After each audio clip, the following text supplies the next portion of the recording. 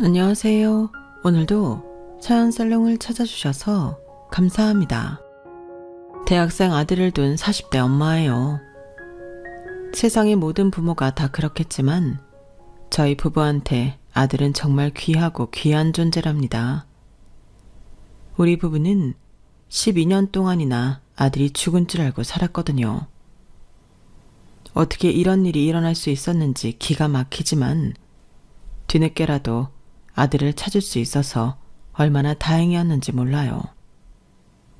하지만 그건 그거고 우리 가족한테 씻을 수 없는 상처를 입힌 죄 지은 인간은 단죄해야 하지 않겠습니까? 적어도 그 인간이 죄를 뉘우치고 용서를 구했다면 어느 정도 정상 참작을 해줬겠지만 아나 무인격으로 나오는 통에 도저히 선처해 줄 수가 없더라고요. 그럼 지금부터 이기적인 한 인간으로 인해 12년 동안 나무로 지나야 했던 우리 부부와 아들의 사연을 전해드리겠습니다. 남들한테 밝히기 창피하지만 저는 혼외자로 태어났어요. 부모님 모두 미혼이기는 했지만 두 분 다 결혼은 원치 않으셨거든요. 특히나 저희 친가에서 결혼을 완강히 반대하셨어요. 저희 친가와 달리 외가 형편이 많이 안 좋았거든요. 경제력만 그런 게 아니라 그 외에도 문제가 많았어요. 외할아버지는 술과 도박에 빠져 사는 분이었고 외할머니는 술집을 하고 계셨는데 그래서 저희 엄마 역시 학창시절부터 동네에서 노는 애로 유명했었대요. 서울대 법대생이었던 아빠가 엄마를 만나게 된 건 군입대를 앞둔 친구 환송애 때문이었어요. 술에 취한 아빠 친구들은 옆 테이블에 있던 엄마 친구들과 합석을 했고 술이 약한 아빠는 필름이 끊긴 채 엄마와 하룻밤을 보냈던 거예요. 이건 어디까지나 할머니가 해주신 얘기라서 100% 정확하다는 보장은 없지만 엄마가 의도적으로 아빠한테 접근한 건 사실인 것 같더라고요. 병원장 아들의 서울대 법대생.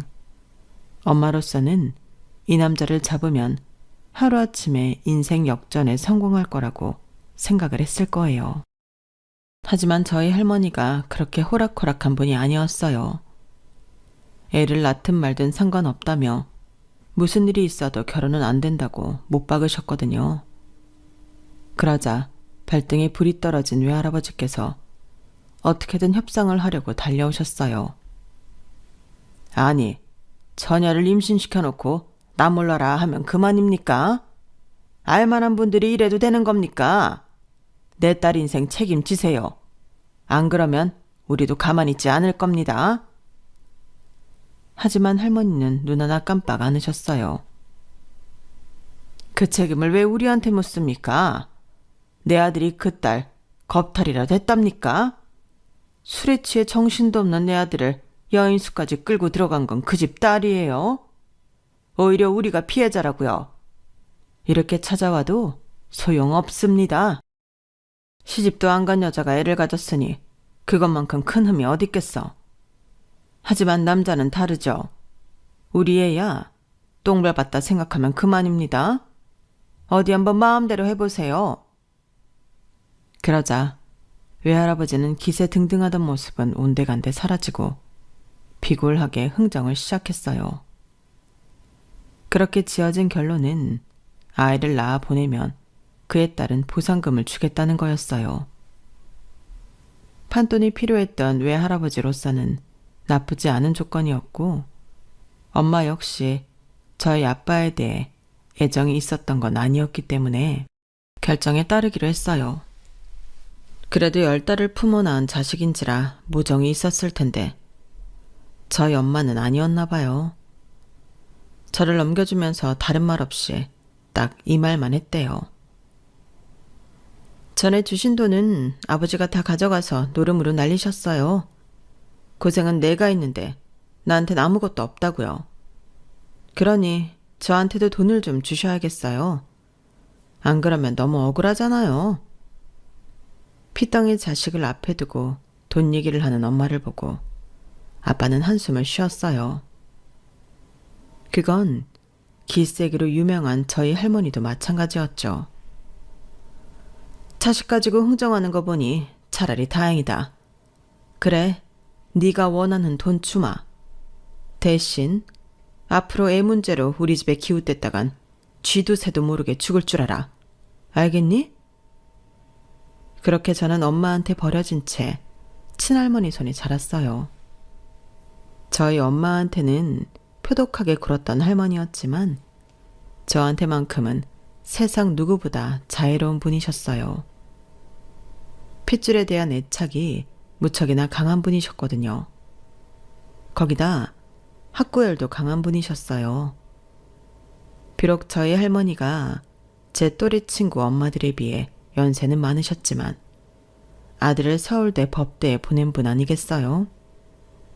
전문 얼마들보다도 학원 정보나 거회 선생님 선택이 탁월하셨어요.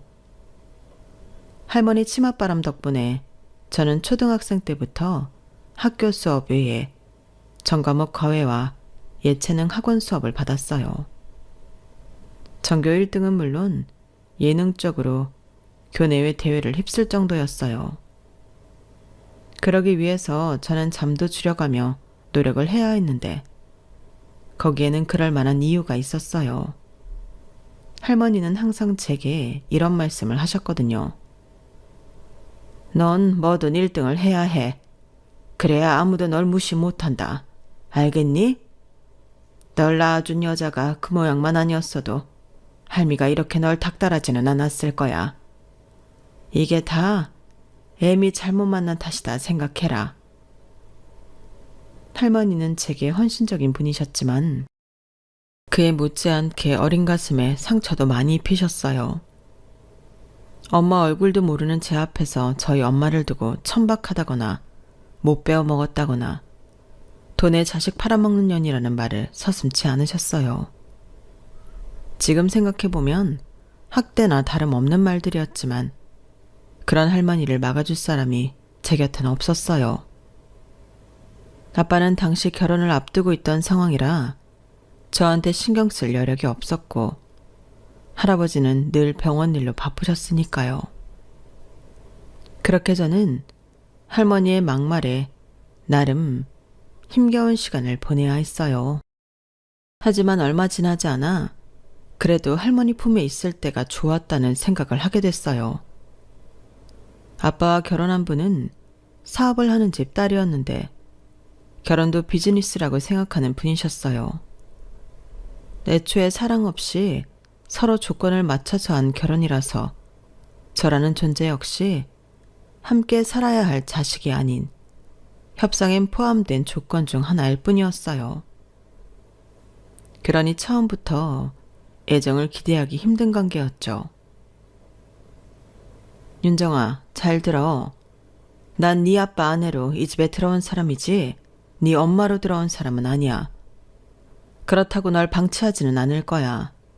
널 돌보는 것도 내가 지켜야 할 의무 중 하나니까. 사랑은 못 주겠지만 책임은 다할게. 우리는 딱 그 정도 관계면 괜찮을 것 같아. 새엄마는 그동안 할머니가 짜두었던 제 학업 일지를 전면 수정했어요. 그 많던 과외와 예체능 학원을 다 정리하고 보습학원 한 군데만 보내셨어요. 하지만 학원 수업이 길어서 방과 후부터 저녁 9시까지 학원에서 머물러야 했어요. 그때는 그저 과외를 끊고 학원 수를 줄이다 보니 어쩔 수 없다고 생각했었는데 거기에 제가 모르는 이유가 있었더라고요. 제가 집안에 돌아다니는 걸 보기 싫으셨던 거예요. 그렇다고 이 학원 저 학원으로 저를 데리고 다니는 것도 싫어서 수업 시간이 긴 학원 한 군데로 택한 거였죠. 그걸 어떻게 알았냐고요? 그날은 제가 감기 기운으로 열이 나서 학원 수업을 받다가 중간에 집에 오게 됐는데 새엄마가 거실에서 새 외할머니와 얘기를 하고 계시더라고요. 하여간에 남자들이란 왜 그렇게 이기적인지 몰라. 난 아직도 네 아빠가 너 이 집에 시집 보낸 거 마음에 안 든다. 남의 자식 키우는 게 어디 쉬운 일이냐고. 남자야 밖에서 일하니 모르겠지만 여자는 하루 종일 남의 자식을 봐야 하잖니? 그게 어디 쉬운 일이냐고. 아, 정말. 그래서 학원에 보내버렸잖아. 내 자식도 아닌데 내 집에 돌아다니는 걸 보기 싫어서. 생각 같아선 새벽까지 학원에 붙잡아 두고 싶지만 그랬다간 아동학대니 뭐니 말 많을 것 같아서 그러지 못하는 게 아쉽지 뭐. 몰래 들으려고 한 건 아니었지만 결과적으로는 숨어서 새엄마의 속마음을 듣게 된 저는 충격을 받았어요. 엄마의 모습을 기대했던 건 아니지만 그래도 저를 보기 싫을 정도로 싫어한다는 걸 알고 나니 마치 내가 이 집에 있으면 안 되는 사람처럼 느껴졌어요. 결국 저는 집 안으로 들어가지 못하고 다시 집을 나왔어요. 그리곤 집 근처 놀이터에서 학원 끝나는 시간이 될 때까지 기다리다가 집으로 돌아왔어요. 새엄마는 평소대로 도우미 아주머니를 시켜 제게 저녁밥을 차려주셨어요. 제가 열이 나서 얼굴이 벌겋게 변했는데도 어디 아프냐는 말조차 없었어요. 그리고 그날 밤 사단이 났어요. 제가 잠든 사이 밤늦게 집에 들어오신 아빠가 제 방에 들어오셨었나 봐요. 온몸이 불덩이가 돼서 낑낑 앓으며 잠든 저를 발견한 아빠는 엄마한테 엄청 화를 내셨어요. 잠결에도 아빠가 소리치는 목소리가 쩌렁쩌렁하게 들릴 정도였어요. 새엄마와 말다툼을 한 아빠는 잠시 뒤 물수건과 감기 시럽을 들고 제 방으로 들어오셨어요. 저를 깨워 약을 먹이시고 머리에 물수건을 올려주셨어요. 그리고는 물끄러미 저를 바라보고 계시더라고요. 아빠, 나 그냥 할머니 집에서 살면 안 돼? 왜? 새엄마랑 같이 사는 거 싫어서 그래? 아니, 내가 할머니랑 같이 살고 싶어서 그래. 아빠는 말없이 잠시 생각에 잠기셨다가 무거운 표정으로 그건 안 된다고 말씀하셨어요. 이제는 새엄마랑 같이 사는 것도 익숙해져야 해. 가족이니까. 가족이라는 말이 이상하게 멀게만 느껴졌어요. 나는 그 가족에 포함되지 않는다는 걸 아빠만 모르는 것 같아 가슴이 답답했어요. 하지만 더는 아빠를 조르지 않았어요. 어느 집에 살든 저는 그 집 가족이 아닌 건 똑같았으니까요. 제가 6학년이 되던 해 새엄마는 제 여동생을 낳았어요. 동생을 낳기 전에도 저한테는 관심이 없던 엄마였지만 동생이 생기고 나니 그 차이가 더 심해졌어요. 관심만 없는 건 상관이 없는데 저에 대한 경계심이 더 심해진 건 문제였어요. 제가 동생 곁으로 가기만 해도 신경질적으로 화를 냈거든요. 누가 이 방에 들어오래? 내가 말했지? 이 방엔 얼씬도 말라고. 아줌마, 윤정이 데려가요. 얘 이 방에 얼씬도 못하게 하라고 그랬잖아요. 제가 전염병 환자도 아닌데 새엄마는 마치 제가 더러운 세균 덩어리라도 되는 것처럼 동생한테서 멀리 떨어뜨리려고 했어요. 그러던 어느 날이었어요. 사고는 예기치 않은 순간에 일어난다고 하잖아요. 그날이 그랬어요. 방에서 숙제를 하고 있는데 쿵 소리와 함께 동생이 자지러지게 우는 소리가 들리더라고요. 평소 같으면 동생이 울자마자 유모나 새엄마가 달려가 동생을 달래줬을 텐데 그날은 동생 울음소리가 그치지 않더라고요. 그래서 동생 방으로 가보니 글쎄 동생이 침대 밖으로 떨어졌는지 바닥에 누운 채 울고 있지 뭐예요. 새엄마가 그 방에는 들어가지 말라고 하도 말을 해놔서 들어가야 하나 말아야 하나 고민을 하고 있는데 그때 마침 유모가 달려왔어요. 세상에, 잠깐 전화 받으러 나간 사이에 이게 무슨 일이야? 유모는 제 동생을 안고는 다친 데는 없는지 살피기 시작했어요. 딱히 다친 곳은 없어 보이자 안도하는 모습이었죠. 그런데 그때 갑자기 동생이 뭔가를 개워내기 시작한 거예요. 그리고는 축 늘어져 버렸죠. 겁에 질린 유모는 119에 신고를 했고 잠시 뒤 도착한 구급차를 타고 병원으로 향했어요. 저도 따라가고 싶었지만 유모가 동생 때문에 정신이 없어 보여서 그냥 혼자 집에 남았어요. 그렇게 몇 시간이 흘렀을까요? 동생이 걱정돼서 잠도 못 자고 뜬 눈으로 침대에 누워 있었는데 현관문 소리가 들리더라고요. 그리곤 잠시 뒤 제 방문이 벌컥 열리고 새엄마가 들어왔어요. 잔뜩 화가 난 표정으로 무섭게 다가와 손바닥으로 제 머리를 때리더라고요. 그러자 뒤따라 들어온 아빠가 새엄마를 말리며 소리쳤어요. 당신 지금 뭐 하는 짓이야? 얘가 우리 윤지 죽일 뻔했다고. 너 내가 윤지 방에 들어가지 말라 그랬지? 너 나한테 복수하려고 윤지 바닥에 던진 거 내가 모를 줄 알아? 아니에요. 윤지가 우는 소리가 들려서 방에 갔지만 안에는 안 들어갔어요. 거짓말 하지 마. 네가 그 방에서 나오는 거 봤다는데 어디서 거짓말이야? 새엄마는 저를 때리려고 또다시 손을 치들었어요. 그러자 아빠가 새엄마 팔을 잡았어요. 윤정이가 아니라고 하잖아. 그러게 왜 애를 방에 혼자 둬? 괜히 윤정이 잡을 생각 말고 유모부터 당장 잘라.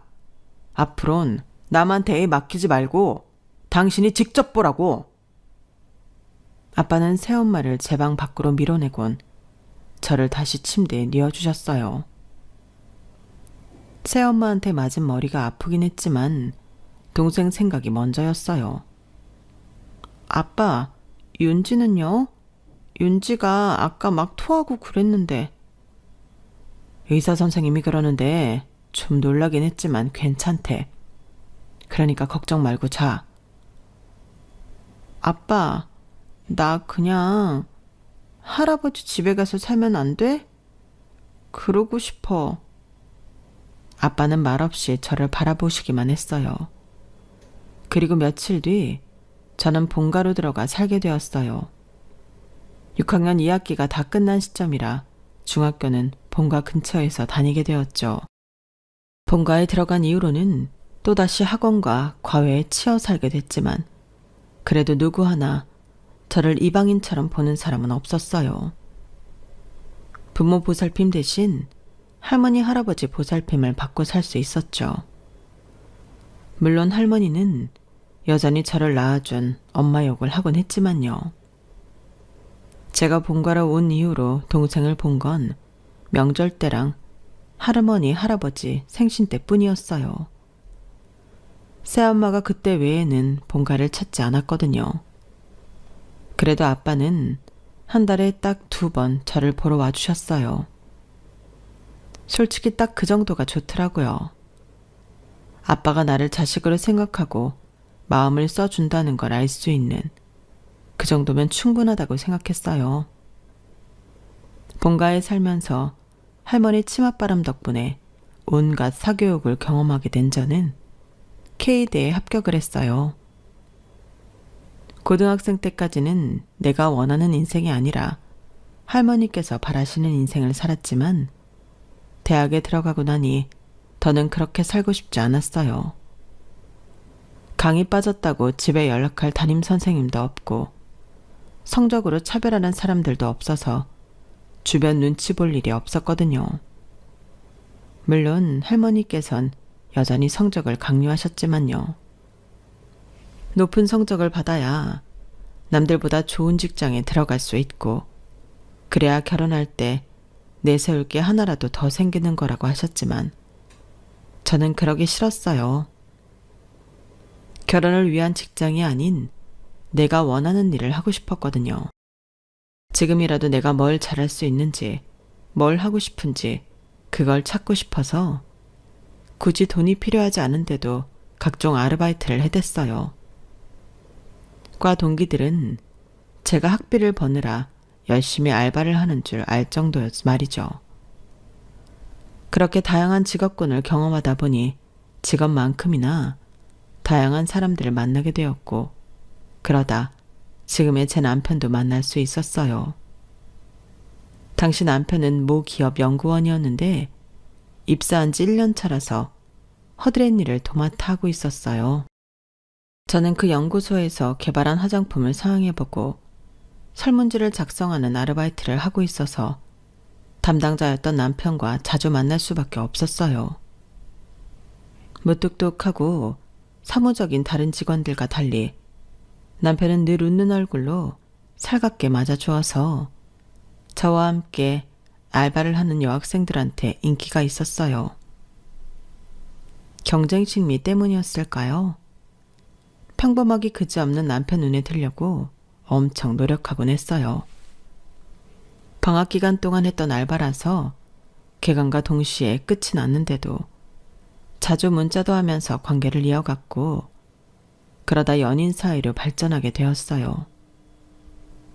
제가 졸업을 앞둔 상황이어서 취업 준비로 바빴지만 그래도 우리는 매일 만날 수 있었어요. 자동차 데이트를 했거든요.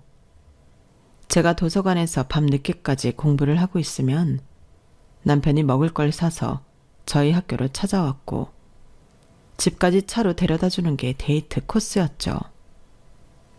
자기도 회사 일로 많이 힘들 텐데도 거의 10개월을 하루도 빠짐없이 저를 데리러 와주는 남편을 보니 내가 사랑받고 있다는 걸 실감할 수 있었어요. 평생 부모한테도 못 받아본 극진한 대접을 남한테 받고 있다니 한편으론 씁쓸하기도 했어요. 누구는 결혼 상대자를 처음 봤을 때부터 이 사람과 결혼하게 되겠다는 걸 알았다고 하지만 저는 그 정도는 아니었어요. 만나다 보니 믿음이 갔고 이 사람만큼 나를 사랑해주는 사람은 세상에 없을 것 같다는 생각에 결혼을 결심하게 된 거였죠. 하지만 제 남편 직장이며 집안 형편을 들은 할머니는 제 결혼을 결사 반대하셨어요. 가만히 있으면 할미가 알아서 혼처 정해줄 텐데 왜 그런 놈을 만나? 당장 헤어져. 네가 뭐가 부족하냐? 인물이 딸리냐, 학벌이 딸리냐, 직장이 딸리냐? 뭐 하나 빠질 거 없는데 왜 부모도 없고 가진 것도 없는 놈 만나 고생을 하려고 들어? 할머니는 좋은 혼처를 찾아주겠다고 호언장담하셨지만 할머니 눈에 차는 집안 중에 혼외자인 저를 받아줄 집은 없다는 걸 저도 다 알고 있었어요. 제가 대학에 들어가고 얼마 안 됐을 때부터 할머니께서는 제 혼처를 물색하셨지만 선자리를 마련하는 것조차 힘들었어요. 본처한테 자식까지 있는 마당에 혼외자를 며느리로 삼으려는 집은 없었으니까요. 할머니, 저 주제 파악 정도는 할 줄 알아요. 할머니 말씀대로 제 외가는 형편없잖아요. 도박 중독 외할아버지에 술 장사하는 외할머니, 자식을 돈 받고 파는 엄마까지 최악이죠. 그런데 그런 핏줄을 가진 저를 누가 데려가고 싶어 하겠어요? 할머니가 말씀하시는 좋은 집안에서는 저 절대 안 데려가요. 할머니도 아시잖아요. 그러니까 제가 원하는 결혼하게 해주세요. 저는 남은 인생이라도 행복하게 살고 싶어요. 너 지금 그게 이날이 때까지 널 키워준 할매한테 할 소리냐? 그럼 지금까지는 행복하지 않았다는 거야 뭐야? 검은 머리 짐승은 거두는 게 아니라더니 네가 이렇게 내 뒤통수를 칠 줄은 몰랐다. 아휴, 내 팔자야. 내가 널 어떻게 키웠는데 천박하고 염치 없는 지혜미를 닮아선 날 이렇게 힘들게 해. 네가 원하는 결혼 어림도 없다. 잔말 말고 이참에 일도 그만둬라. 네 혼처 잡힐 때까지 집에서 조신하게 있어. 할머니는 제가 다니는 회사까지 찾아와 직장 상사한테 제가 회사를 그만둘 거라고 말씀하셨고, 그때마다 저는 할머니와 실랑이를 해야 했어요. 그러다 더는 고개 들고 회사에 다닐 수 없는 상황이 돼서 결국 퇴사를 하고 말았죠. 이렇게 된 이상 저도 더는 물러설 곳이 없었어요. 가급적 어른들의 허락을 받고 결혼 생활을 시작하고 싶었지만 이렇게 저를 몰아세우니 어쩌겠어요. 세기의 사랑은 아니었지만 결혼을 위한 도피를 할 수밖에요. 당시 남편은 경기권에 있는 회사에 다니고 있어서 그쪽에 원룸을 구해 살고 있었거든요. 저는 아빠와 할머니, 할아버지께 말씀 안 드린 채 제 집만 챙겨서 남편 원룸으로 들어갔어요. 그리곤 거기서 신혼을 시작했어요. 남편이 일찍 부모님을 여의고 친척집에서 자란 터라 이렇다 할 가족이 없기도 했고 저 역시 집에선 결혼 허락을 못 받은 처지라서 따로 식은 올리지 않고 혼인신고만 했어요. 뒤늦게 제 결혼 사실을 알게 된 아빠가 아파트를 사주셔서 얼마 뒤 이사를 했어요. 사실 남편도 저도 집을 받고 싶지 않았지만 아빠는 그렇게라도 부모 노릇을 하고 싶어 하셔서 염치불구하고 받게 되었어요. 할머니는 당신 뜻을 거스르고 집을 나간 손녀딸이 용서가 안 되시는지 당신 죽거든 장례식에도 오지 말라고 하시더라고요. 남편과의 결혼 생활은 지금까지 제가 살아왔던 것과는 전혀 다른 생활이었어요. 주변 눈치도 안 봐도 되고 내 의지대로 자고 일어나고 먹으며 살 수 있었으니까요. 남편 외벌이로도 생활을 하는데 무리는 없었어요. 식구가 딸랑 둘인 것도 그렇고 아무래도 집 문제로 나가는 돈이 없어서 그랬을 거예요. 딱히 걱정이 없는 생활이었죠. 그러다 보니 아기도 일찍 생겼어요. 함께 산 지 2달 만에 임신을 했으니까요. 저희 집 근처에는 40분 거리에 위치한 산부인과가 딱 하나 있었는데 그래서 인근 지역에서 몰려든 산모들로 늘 북적였어요. 그게 좀 아쉽긴 했지만 그렇다고 서울까지 갈 수는 없잖아요. 자연분만의 경우 언제 출산을 하게 될지 모르는 거라서 집 근처 병원을 이용하는 게 나으니까요. 하지만 그 병원에서 그런 비극이 일어날 줄 알았다면 멀더라도 서울로 갔을 거예요. 11시간 진통 끝에 출산을 하고 기진맥진이 돼서 회복실에 누워 있었는데 간호사가 하얗게 질린 얼굴로 제 남편을 부르더라고요. 졸음이 쏟아져서 거의 반은 잠에 취해 있던 저는 무슨 일인지 궁금하기는 했지만 몸이 천근만근이라 무거운 눈꺼풀을 뜰 수가 없었어요. 그렇게 스르륵 잠이 들었는데 옆에서 남편이 흐느끼는 소리가 들리더라고요. 1인실도 아니고 다인실인데 설마 남편이 다른 산모들이 보는 앞에서 울고 있는 건 아니겠지? 그런 생각을 하며 힘들게 눈꺼풀을 들어 올렸는데 마침 저와 눈이 마주친 남편이 기다렸다는 듯 아이처럼 엉엉 울지 뭐예요. 이 사람이 왜 이러나 싶어 물었더니 글쎄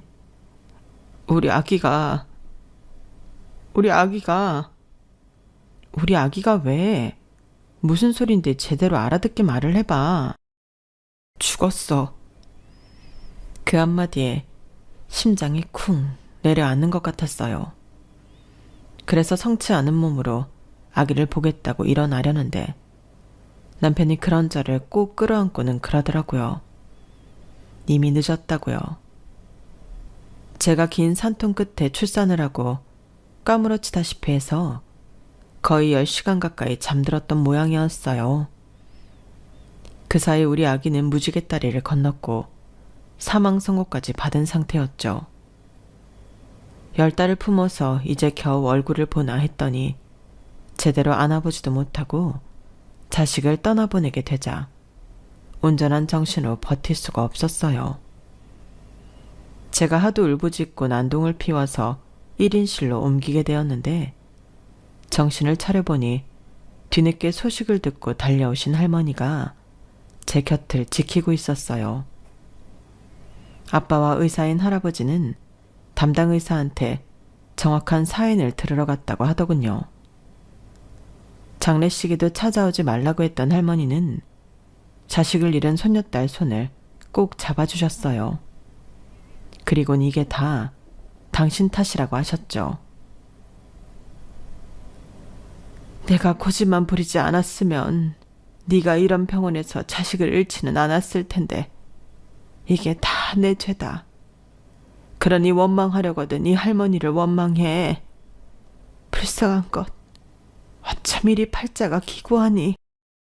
할머니는 혼이 나간 사람처럼 멍하게 천장만 바라보고 누워있는 제 옆에서 한참을 우셨어요. 할머니는 당장 서울에 있는 병원으로 옮기자고 하셨지만 제가 거절을 했어요. 만사가 귀찮고 사람들 꼴도 보기 싫고 손가락 하나 까딱하기 힘들 정도로 지쳐 있었거든요. 그래서 아빠와 할머니, 할아버지를 돌려보내고 조용히 병실에 누워 있었어요. 남편은 내일 병원에서 바로 출근할 수 있도록 출근 준비를 해서 오겠다며 집으로 갔고요. 그런데 밤늦게 누가 병실 문을 두드리더라고요. 간호사인 줄 알았는데 환자복을 입고 있는 걸 보니 산모 같았어요. 제 또래의 젊은 여자는 잠깐 들어가도 되겠냐고 묻더군요. 그러라고 했죠. 우리 같은 병실에 있었는데 나 기억나요? 앞 침상에 있었는데. 사실 기억도 안 났어요. 거의 실신 직전에 병실에 실려와 잠이 들었고 눈을 뜨자마자 청청병력 같은 소리를 들었으니까요. 그래 기억이 안 난다고 했더니 그럴 줄 알았다고 하더군요. 실은 나도 2년 전에 자식을 떠나보냈어요. 자식이라고 하기도 뭐하죠. 세상 빛도 못 봤으니까. 뱃속에서 사산했거든요. 그래서 그쪽 심정 조금은 이해해요. 겪어보지 못한 사람은 모를 거예요. 얼마나 억울하고 답답하고 또 미안한지. 그런데요, 그쪽 잘못 아니니까 자책하지 마세요. 나도 자식 잃고 다 내 탓 같아서 많이 힘들었는데 그런 게 아니더라고요. 그저 그럴 수밖에 없었던 일인 거예요. 지금은 내 말이 위로가 안 되겠지만 그래도 이 얘기를 해주고 싶어서 들렀어요. 내가 오지랖이 넓었죠? 그날 그 여자의 행동이 오지랖인지 뭔지 모르겠지만 그 순간 제가 위로를 받은 건 사실이에요. 할머니의 위로도 남편의 위로도 모두 뜬구름같이 느껴졌었지만 저처럼 자식을 잃어본 생면부지 여자의 말은 제 마음에 와닿았으니까요. 고마워요. 그런데 이름이 어떻게 되세요? 저는 강윤정이에요. 난 서정연이에요. 산모 이름표 보니까 나이도 같던데 우리 친구 할래요? 느닷없이 늦은 밤 제 방으로 찾아온 정연 씨 덕에 저는 자식 잃은 슬픔에서 조금씩 헤어나올 수 있었어요. 그러다 정연 씨가 퇴원을 하던 날 제 병실을 찾아왔는데 가슴에 갓난 아기를 안고 있더라고요. 사내아이라고 했어요. 내 아들도 그렇게 되지만 않았다면 지금쯤 내 품에 안겨 있었을 텐데 하는 생각을 하니 정연 씨가 참 부럽더라고요. 그런 제 마음을 알았는지 정연 씨가 조심스런 표정으로 물었어요. 한번 안아볼래요? 그 말을 듣자마자 저도 모르게 팔을 뻗었어요. 그리곤 조그맣고 따뜻한 아기를 품에 안았는데 저도 모르게 눈물이 쏟아지더라고요. 어머, 내가 괜한 짓을 했나 봐요. 미안해요, 윤정씨. 아니에요. 고마워요. 아이를 안아볼 수 있게 해줘서. 정연 씨는 남편이 주차장에 차를 대놓고 있어서 그만 가봐야 한다며 병실을 나섰어요. 정연 씨가 나가고 한참이 지났지만 아이를 안아보았던 팔에 온기가 여전히 남아있는 기분이었어요. 생명의 따스함이 이런 거구나 생각하게 되었죠. 퇴원을 한 이후에도 정연 씨와는 연락을 이어갔어요. 제가 정연 씨 집에 찾아가기도 하고 아이가 돌이 지난 후에는 정연 씨가 아이를 데리고 저희 집에 놀러 오기도 했어요. 버스로 세정류장 거리에 살고 있어서 수시로 서로의 집을 드나들 정도로 가깝게 지냈어요. 그러다 보니 정연 씨 아들인 지훈이도 제가 자주 돌보게 되었어요. 정연 씨가 일이 있을 때면 지훈이를 저희 집에 맡겼거든요. 처음엔 지훈이를 집에 데려오는 걸 반대하던 남편은 어느 순간부터 저만큼이나 지훈이한테 애정을 쏟기 시작했어요. 여보, 근데 말이야. 신기하게 지훈이가 당신 얼굴을 많이 닮은 것 같지 않아? 특히 눈매랑 입술 모양이 완전 판박이야. 뭐? 이 사람이 위험한 소리 하고 있네. 당신 정연 씨한테는 그런 소리 하지 마. 괜히 오해 산다고. 남편은 말은 그렇게 했지만 지훈이 얼굴을 찬찬히 살피며 자신이랑 정말 닮았나 가늠해보는 것 같았어요. 우리 부부는 이후에도 아기를 가지려고 노력을 했지만 좀처럼 잘 되지 않았어요. 난임 클리닉에도 가봤지만 소용이 없었죠. 우리 부부한테 허락된 아이는 세상을 떠난 아기 한 명뿐이었나 보다 생각하니 더 가슴에 사무치도록 아기가 보고 싶더라고요. 그럴 때마다 친구 아들인 지훈이 사진을 보며 마음을 달랬어요. 우리 아들이 살아있었다면 지훈이처럼 눈매가 이랬을까? 그러고 보니 코가 나를 좀 닮은 것 같기도 하네. 이런 생각을 하다 보면 이상하게도 지훈이가 마치 우리 자식같이 느껴지더라고요. 그건 어쩌면 지훈이가 자라는 동안 거의 모든 순간을 함께 했기 때문인지도 모르겠어요. 지훈이 돌 때부터 유치원 입학식과 졸업식, 그리고 초등학교 입학식까지 행사 때는 항상 저도 함께 했었거든요. 친구 남편이 회사 일로 바빠서 행사에 참여하지 못한 탓에 제가 그 자리를 채울 수 있었던 거죠. 친구는 매번 미안해했지만 저로서는 무척이나 반가운 초대였어요. 그렇게 지훈이가 초등학교 4학년에 올라가고 얼마 되지 않은 어느 날 친구가 아침부터 전화를 했더라고요. 윤정아, 너희 아빠가 변호사라고 그랬지? 나 도움 좀 받을 수 있을까? 있잖아, 나 이혼하려고. 그 소리에 친구 집으로 달려가 보니 세상에 남편한테 얼마나 맞았는지 얼굴이며 온몸에 멍과 상처 투성이더라고요. 그 모습을 보니 제가 더 화가 났어요.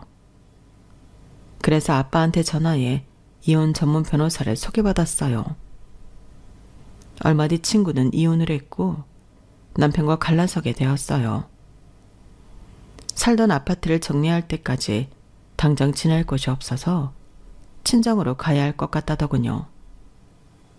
윤정아, 정말 염치 없는 소린 거 아는데 우리 지훈이 좀 잠깐 맡아주면 안 될까? 애 학교 문제도 그렇고 지훈이를 친정에 데려간다고 해도 당장 내가 일을 해서 돈을 벌어야 하잖아. 친정 아버지도 일을 하시는 터라 집에 지훈이를 봐줄 사람이 없어. 애를 낯선 곳에 데려가 방치하는 것 같아서 말이야. 부탁 좀 할게. 저야 상관없었지만 그래도 남의 자식을 맡아 키우는 건데 남편 동의를 받아야 한다고 생각했어요. 그래서 남편한테 전화해 의향을 물었더니 사정이 딱하니 어쩌겠냐며 그러라고 하더군요. 그렇게 저희 부부는 친구 아들을 데리고 살게 되었어요.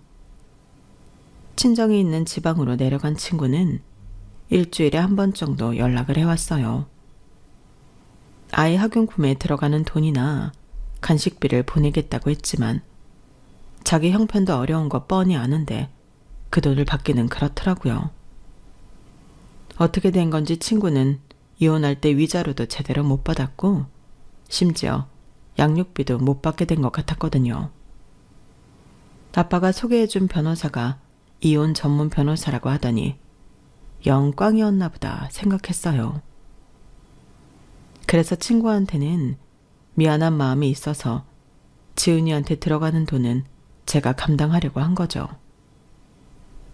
그렇게 1년 가까이 지은이를 데리고 살았는데 하루는 친구가 연락을 했더라고요. 서울에 잠깐 왔다며 밖에서 만나자고요. 그래서 약속 장소에 나갔더니 카페 통유리창 너머로 친구가 고급 세단 보조석에서 내리는 모습이 보이지 뭐예요. 운전석에서 내린 남자는 친구 볼에 뽀뽀를 하고는 차를 타고 가버렸어요. 이어 카페로 들어온 친구한테 물었더니 재혼할 남자라더군요. 나 재혼해. 이 사람 돈 보고 하는 거야. 속물이라고 욕해도 좋아. 근데 나 우리 지훈이 키우려면 돈이 필요하거든. 나 혼자 아무리 발버둥을 쳐봐도 한 달에 200 버는 것도 힘들더라. 윤정아, 정말 미안한데 우리 지훈이 좀 맡아서 키워줄 수 있겠니? 내가 양육비는 확실히 보내줄게. 이 남자 나한테 애 딸린 거 알면 절대 결혼 안 할 사람이야. 나랑 우리 지훈이 인생 살린다 생각하고 좀 도와주라. 어? 지난 1년간 지훈이를 키우면서 솔직히 남의 자식이라고 생각한 적 없었어요. 오히려 함께 살면 살수록 지훈이가 진짜 우리 부부의 친아들처럼 느껴졌거든요. 하지만 그렇다고 해서 남의 자식을 평생 데리고 살 수는 없는 거잖아요. 그래서 망설여졌어요. 집에 돌아와 남편과도 상의를 했지만 남편도 저와 생각이 비슷하더라고요. 심정적으로 지은이한테 정이 가는 건 사실이지만 그래도 남의 자식이라서 계속 키우는 건 망설여졌으니까요. 그런데 그때 마침 일이 벌어진 거예요. 자꾸 어지럼증을 호소하고 코피를 자주 썼던 지훈이가 학교에서 쓰러져서 병원에 실려간 거예요. 그리곤 급성 백혈병 판정을 받았어요. 순식간에 벌어진 일이라서 정신이 없었지만 일단 친구한테 알려야겠다 싶었어요. 그래서 전화를 해서 상황을 전하고 지훈이가 골수이식을 받아야 하니 와서 조혈 모세포 검사를 받아보라고 했어요. 그랬더니 뭐라는 줄 아세요? 윤정아, 이렇게 밝히긴 싫었는데 상황이 이러니 할 수 없네. 실은 나 지훈이 친모 아니야. 우리 부부 이혼한 거 지훈이가 우리 자식이 아니라서 그랬던 거야. 상황은 안 됐지만 지훈이랑 나 혈연관계가 아니라서 내 골수가 지훈이한테 맞는다는 보장도 없다고. 그게 무슨 소리야? 네 아들이 아니라니. 친구 전 남편은 지훈이가 자신과 닮은 구석이 없는 게 의심스러워서 DNA 검사를 받았다나 봐요. 그 결과 지훈이가 친자가 아니라는 걸 알았고 친구의 외도를 의심하며 이혼 소송을 벌인 거죠. 하지만 친구 역시 외도를 한 적이 없기에 지훈이랑 DNA 검사를 했었나 봐요. 그랬더니 충격적이게도 친구와도 모자관계 불일치 판정이 나온 거죠. 내 생각인데 아무래도 병원에서 아이가 바뀐 것 같아. 순간 그 말에 온몸에 전율이 오르는 것 같았어요. 전부터 지훈이가 남편과 저를 많이 닮았다는 생각을 해온 터라 혹시나 하는 생각이 들더라고요. 그래서 지훈이랑 우리 부부의 친자 검사부터 했어요. 그랬더니 세상에 일치하더라고요. 그때는 죽은 줄 알았던 자식을 찾았다는 기쁨과 생사를 오가는 우리 아들을 살려야 한다는 생각에 누구의 잘못으로 이런 비극이 일어난 건지 시시비비를 가릴 처지가 아니었어요. 남편과 저는 서둘러 저혈 모세포 검사를 받았어요. 남편 골수는 아이와 맞지 않았고 다행히 저는 이식이 가능하다고 하더군요. 그래서 골수 이식 수술 날짜부터 잡았어요. 그러는 사이 아빠는 지훈이를 저희 부부 호적에 올리는 일을 맡아서 진행해 주셨죠. 친구는 지훈이를 키울 의사가 없었기 때문에 생각보다 쉽게 서류 정리가 끝날 수 있었다고 하더군요. 지훈이의 수술도 잘 끝나서 회복 단계에 들어가게 되었고 모든 게 제자리로 돌아갔어요. 12년 만이었죠. 아빠는 제가 출산을 한 병원에 소송을 제기하자고 하셨지만 잃어버렸던 자식도 찾았고 지훈이 수술도 잘 됐기 때문에 소송은 하지 않기로 했어요. 더군다나 친구 덕분에 지훈이의 어린 시절을 곁에서 지켜볼 수 있었으니 그나마 다행이다 싶었거든요. 지훈이한테는 그간 벌어진 일들을 알기 쉽게 설명을 해주었어요. 아이가 혼란스러울 테니 한동안은 우리 부부가 노력을 해야겠다 생각했는데 생각보다 빨리 지훈이가 우리를 받아들이더라고요. 그렇게 시간이 흘러 올 초에 우리 아들은 대학에 들어갔어요. 그리고 우리 가족은 8년 전 일이 무색할 정도로 평범한 가정의 부모 자식 간으로 살게 되었죠. 그런데 하필 이때 불편한 진실을 마주하게 된 거예요. 할머니께서 돌아가셔서 대학병원 장례식장에서 장례를 치렀는데 거기서 친구의 전 남편을 보게 된 거예요. 친구 전 남편은 지훈이가 우리 부부와 함께 있는 걸 보고는 알아듣기 힘든 말을 하더군요. 와, 이제 보니 지훈이가 누구 자식인지 단박에 알겠네요. 이것들이 남의 집 자식 가지고 장난을 쳤던 거네. 친구 남편은 얼굴이 붉게 달아올라선 그동안 우리가 알지 못했던 이혼 사유를 전해주었어요. 정확한 이혼 사유는 제 친구의 외도였더라고요. 나중에 알고 보니 그 산부인과 의사놈이랑 바람을 피웠더라고요. 그 자식 애를 임신해놓곤 내 애라고 거짓말을 했다고요. 난 겉도 모르고 남의 자식을 12년이나 키운 거고요. 지훈이랑 친자 확인까지 했다 그랬죠? 그럼 답은 뻔하네. 이거 다 그 년놈이 벌인 짓이라고요. 생각해보세요. 우리나라 산부인과에서 애가 바뀔 확률이 얼마나 되겠어요? 80년대도 아니고 2000년대에. 누가 의도적으로 바꾼 게 아니라면 이게 말이 안 되는 거라고요. 어쩐지 이혼 소송할 때 그년이 지훈이가 지 자식이 아니라고 하면서도 병원에 소송 걸 생각은 않더라니. 그렇게 돈 좋아하는 년이 돈 벌 기회를 마다하는 거 보고 이상하다 싶었는데 아주 역대급 막장 드라마였구만. 말인즉슨 우리 아기가 바뀐 건 친구와 그 병원 의사 소행이라는 거였어요. 그 말을 듣는데 순간 저 밑에서부터 분노가 치밀더라고요.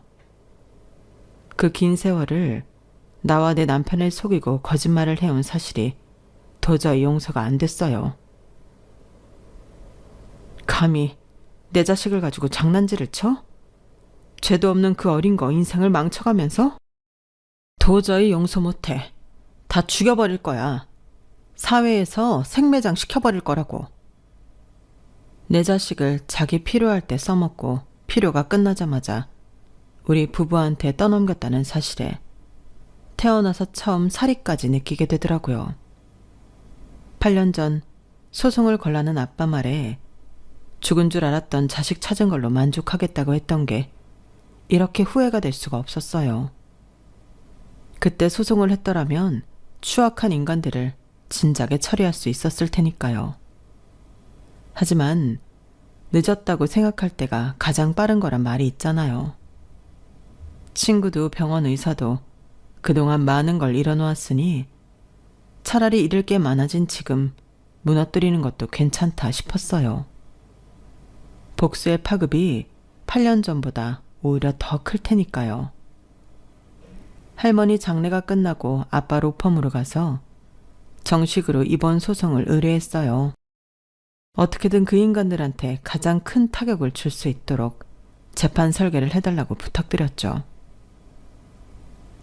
실형을 살게 된다면 최대치로 살게 해주시고 벌금형밖에 안 된다면 받을 수 있는 한 최대치로 받아주세요. 그리고 그와 별도로 우리 가족이 상처받은 거 이상으로 그 인간들한테 상처 주고 싶어요.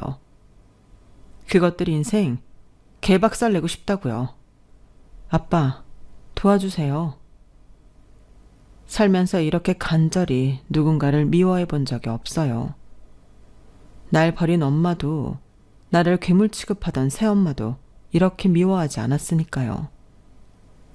나한테 상처 준 인간들은 잊을 수 있지만 내 자식한테 상처 준 인간들을 절대로 용서할 수 없는 거잖아요. 그래서 머리에 꼭 꽂은 미친년처럼 친구년과 의사놈 인생을 개박살 내려고 달려들었어요. 아직 재판 결과도 나오지 않은 상황이지만 이미 의사놈은 병원도 망하고 이혼까지 당하고 말았어요. 제가 내연녀와 짜고 남의 아이까지 빼돌린 사실을 적은 피켓을 목에 걸고 병원 앞에서 1인 시위를 했거든요. 누군가 그걸 동영상으로 찍어 인터넷에 올렸고 그 사실은 의사 부인과 그 자식들한테까지 전해지게 되었어요. 환자 아이를 바꿔치기 했다는 소문에 그 병원을 찾는 환자가 줄어버린 건 당연한 수순이었고요. 그리고 친구녀는 어떻게 됐냐고요? 재혼해서 사모님 소리 듣고 잘 산다길래 그 남편 회사 게시판에 대표 부인이 벌인 막장 스토리를 올렸죠 뭐. 벌금형을 받을 각오를 하고 벌인 일이었어요. 덕분에 친구녀는 남편한테 이혼 소송을 당했고 그 과정에서 결혼 후에도 다수의 남자들과 외도를 벌인 사실이 밝혀져서 상간남들 부인들한테 위자료 청구 소송까지 당하게 됐더라고요. 걸레는 빨아도 걸레라고 운 좋게 인생 역전을 하고도 재벌릇 개 못 주고 더럽게 살다가 결국 똥통에 빠지게 된 셈이었죠. 이제 저와의 소송으로 실형까지 살게 되면 아주 인생이 구제하기 힘들 정도가 될 것 같네요. 지금 이렇게 사연을 적으면서도 속에선 천불이 오르내리고 있어요. 내 아이가 죽었다는 말을 듣던 순간이 떠올라 울컥하기도 하고요. 그래서 끝까지 싸워볼 생각입니다. 남의 인생을 함부로 가지고 논 인간들의 최후가 어떤 건지 똑똑히 보여주려고요. 응원의 말씀 부탁드려요. 지금까지 제 사연을 들어주셔서 감사합니다. 항상 행복하셨으면 합니다. 여러분, 사연 댓글에 응원과 현명한 조언 부탁드려요. 좋아요와 구독은 저에게 큰 힘이 됩니다. 오늘도 좋은 일 가득하세요.